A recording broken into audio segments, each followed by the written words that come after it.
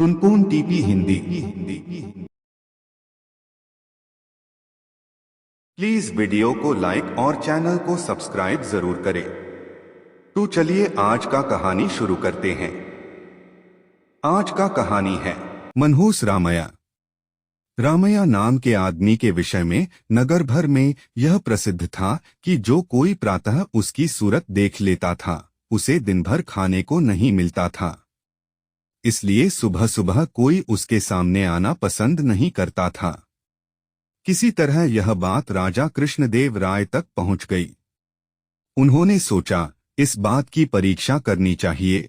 उन्होंने रामैया को बुलवाकर रात को अपने साथ के कक्ष में सुला दिया और दूसरे दिन प्रातः उठने पर सबसे पहले उसकी सूरत देखी।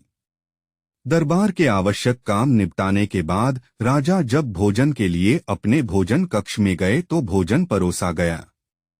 अभी राजा ने पहला कौर ही उठाया था कि खाने में मक्खी दिखाई दी।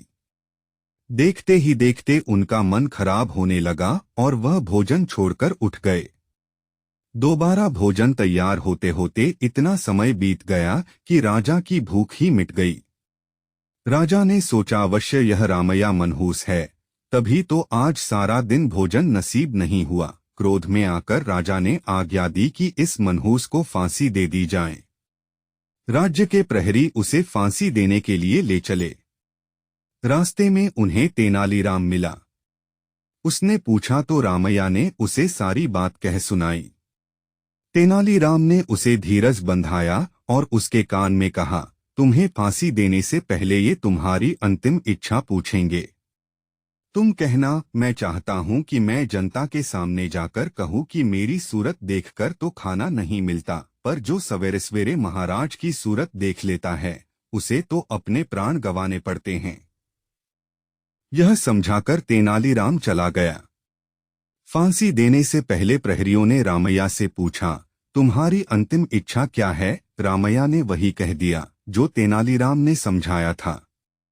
प्रहरी उसकी अनोखी इच्छा सुनकर चकित रह गए। उन्होंने रामैया की अंतिम इच्छा राजा को बताई। सुनकर राजा सन्न रह गए। अगर रामैया ने लोगों के बीच यह बात कह दी तो अनर्थ हो जाएगा। उन्होंने रामैया को बुलवाकर बहुत सा पुरस्कार दिया और कहा, यह बात किसी से मत कहना।